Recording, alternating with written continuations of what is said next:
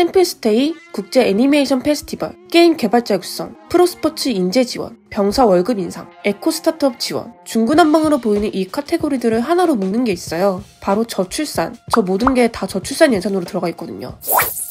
어떤 국가가 와도 대한민국이 이거 하나만큼은 이길 자신 있는 분야가 있죠. 이번에도 기대를 저버리지 않고 또 기록을 달성했어요. 통계청이 발표한 올해 2분기 합계 출산율을 보면요. 0.7명이에요. 이게 합계 출산율 통계를 분기별로 기록하기 시작한 게 2009년인데요. 역대 최저가 2022년 4분기였어요. 그때랑 이번이 똑같아요. 또 한 번 최저치를 찍은 거예요. 합계 출산율이라는 건 이제 가임 여성 한 명이 평생에 걸쳐서 낳을 것으로 예상되는 아이 수를 뜻하거든요. 원래 이게 1년을 놓고 보면 보통 하반기보다 상반기에 출산율이 높대요. 근데 이제 작년 하반기에 찍었던 최저치를 올해 2분기에 벌써 찍었잖아요. 그럼 또 올해 4분기는 과연 어디까지 내려갈까 또 긴장이 팍 되는 거죠.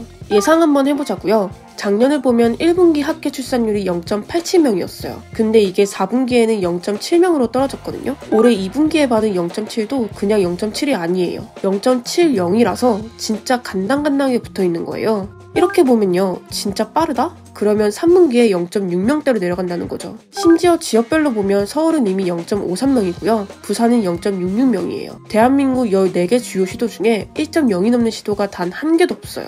이 수치가 도대체 얼마나 심각한 건지 궁금하시죠? 가장 쉽게 다른 국가들과 비교해볼게요. OECD 평균 출산율이 1.58명이에요. 여기서 주목해야 할 건 다른 나라들은 다 앞이 1인데 우리만 0이네요? 한국이 압도적으로 꼴찌라는 얘기예요. 뒤에서 2등인 스페인도 1.19명이라서 우리랑 꽤 차이가 나거든요. 근데 우리는 2021년에 받았던 0.81명이라는 수치보다 더 떨어질 예정이죠. 인구 소멸, 인구 재앙이란 말이 뭐 과장이 아닌 게 한국 지금 진짜 큰일 난 거거든요. 0.7명? 지금이 절대 끝이 아니에요. 출산율이라는 게 뭐 잘 나올 때가 있고 못 나올 때가 있고 이래서 지금이 그냥 잠깐 못 나왔네? 이런 게 아니라 지금 91개월 동안 정말 계속 감소하고 있는 거거든요. 8년 만에 40%가 순삭됐어요. 한국만이 이 전 세계 사상 초유의 기록을 계속 갈아치울 수 있는 유일무이한 국가가 된 거죠. 정부 입장에서는 도대체 왜들 안 낳는 건지 미치고 팔짝들이 노리실 텐데요. 이번에 특단의 대책을 꾸려온 것 같아요. 2024년도 예산안을 보면요. 사실 지금 국가 형편이 넉넉한 편은 아니거든요. 세수가 빵꾸가 나가지고 역대급 짠물 예산이라고들 하는데 그 와중에도 이제 저출산 문제만큼은 굉장히 신경을 쓴 것 같아요.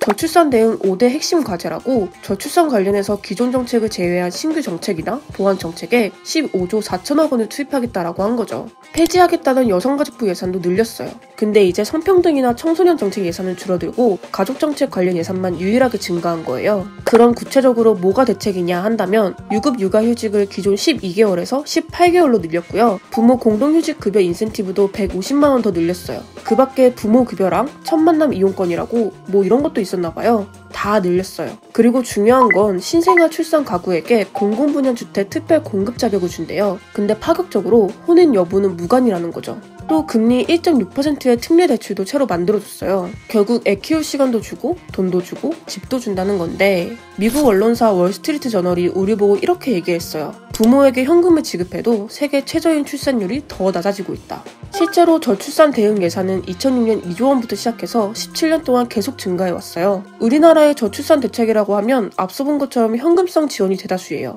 그래서 돈은 돈대로 더 들어가고 있는데 결과를 봐요. 출산율이 증가하고 있냐고요. 한국 저출산의 원인으로는 보통 이런 것들을 꼽을 수 있잖아요. 취업난, 경력 단절, 높은 사교육비, 치열한 경쟁, 집값 폭등. 결국 단순히 돈 줄게, 애 좀 낳아줘로는 분명한 한계가 있다는 거예요. 이거는 굉장히 장기적인 그리고 구조적인 문제라는 거죠. 사실 이것도 답답한데 진짜 빡치는 부분이 있거든요. 2006년 이후로 17년 동안 저출산 예산에만 들어간 나라 돈이 300조 원이 넘는데 이 많은 돈 항상 어디다 쓰였는지 너무 궁금했잖아요. 문화체육관광부에서 프로스포츠 단체나 구단에서 근무하기를 희망하는 청년들을 육성하고자 10억 원을 썼어요. 그렇구나 싶죠. 근데 이게 저출산 예산으로 들어갔다면 환장하죠? 이거는 애교 수준이고요. 이제부터 놀라시면 안 돼요. 폐업한 소상공인들 재창업할 수 있도록 나라에서 지원해줬대요. 317억 원. 이것도 저출산이고요. 아니 군인이랑 군무원 월급 올려주는 건 왜 저출산이에요? 무려 987억 원이래요. 더 환장하는 건 이제 학교들 태양열 설치해주겠다고 1조 8,293억 원을 썼는데 이것도 저출산 예산이에요.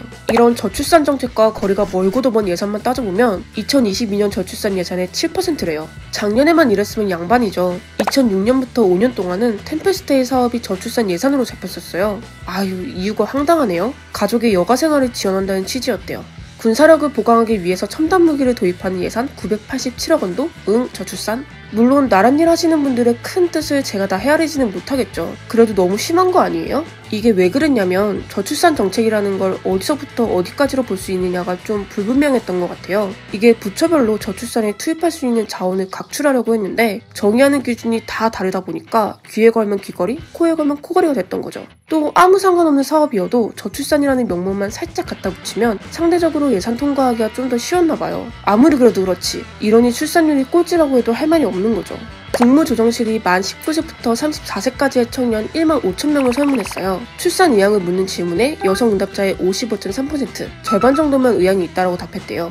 골문대로 고민 문제를 해결하기에는 우리가 찍어야 할 바닥이 아직 더 남아있는 것 같죠. 국가적 관점에서 볼 때 저출산이라는 건 물론 굉장히 심각한 문제예요. 뭐 고령층 부양이니 생산 가능 인구니 뭐니부터 해서 국가 소멸이라는 단어까지 등장하는 일이니까요. 근데 사실 지구적 관점에서 봤을 때는 인구 폭증의 시대거든요. 균형을 생각한다면 저출산이라는 건 필연적이다, 자연스러운 일이다 라는 얘기들도 있잖아요. 가장 반환경적인 게 뭐냐라고 하면 인간이니까요. 아무리 그래도 0.7은 너무 낮은 거 아닐까요? 오늘 영상은 여기까지고요. 저희는 다음 이슈로 다시 돌아오겠습니다. 시청해주셔서 감사합니다.